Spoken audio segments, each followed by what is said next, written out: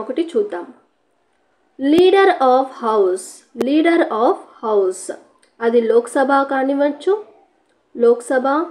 కానివచ్చు, రాజ్యసభ కానివచ్చు. Leader of the house అనేది మనకు కాన్స్టిట్యూషన్లో మెన్షన్ చేశారా? నో, కాన్స్టిట్యూషన్లో లీడర్ ఆఫ్ ది హౌస్ గురించి ఎక్కడ మాట్లాడలేదు.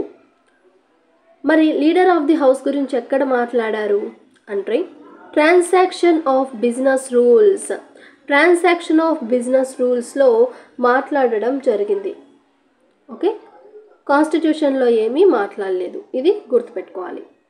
ఇప్పుడు చూద్దాం leader of house of Lok Sabha, Rajya Sabha. ఇప్పుడు పిఎం అన్న అతను లోక్సభ నుంచి ఎన్నికయ్యాడు అనుకోండి, పిఎం అనే అతను లీడర్ ఆఫ్ లోక్సభ అవుతాడు. అప్పుడు లీడర్ ఆఫ్ రాజ్యసభ ఎవరవుతారు? పిఎం ఒక వ్యక్తిని నామినేట్ చేస్తాడు. ఆ పిఎం నామినేట్ చేసిన వ్యక్తి రాజ్యసభకి లీడర్ అవుతాడు. క్లియర్? అతను కూడా రాజ్యసభ ఎంపీ అయి ఉంటాడు. ఆ వ్యక్తిని పిఎం నామినేట్ చేస్తాడు, తనకి ఇష్టమైన వ్యక్తిని. ఆ వ్యక్తి రాజ్యసభకి లీడర్ అవుతాడు. అప్పుడు ఈ సిచ్యువేషన్లో లోక్సభకి లీడర్ ప్రైమ్ మినిస్టరు, రాజ్యసభకి లీడరు ప్రైమ్ మినిస్టర్ నామినేషన్ చేసిన పర్సన్. ఓకే, రాజ్యసభకు కూడా పిఎం అవ్వడు.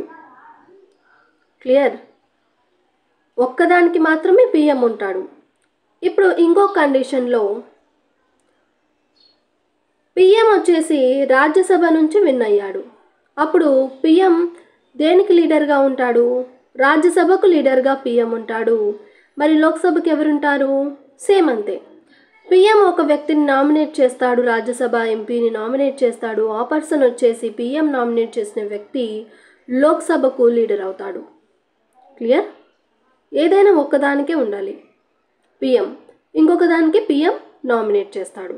Clear or not? ఈ బేసిస్లో ఇప్పుడు పైన క్వశ్చన్కి ఆన్సర్ని మీరు కామెంట్ సెక్షన్లో మెన్షన్ చేయాలి. క్లియర్? చూడండి question. The constitution of India envisages prime minister to be the leader of Lok Sabha. Constitution చెప్తుంది అని ఇచ్చారు. మరి ఆ స్టేట్మెంట్ కరెక్టా రాంగా అన్నది మీరు మెన్షన్ చేయండి. And if PM is a member of Lok Sabha, she cannot be the leader of house of Rajya Sabha. ఒకవేళ పిఎం అనే పర్సన్ లోక్సభకు మెంబర్ అయితే అతను రాజ్యసభకు లీడరు అవ్వడు అని అంటున్నారు. ఇది కరెక్టా కాదా? ఈ రెండు స్టేట్మెంట్స్ కరెక్టా రాంగా?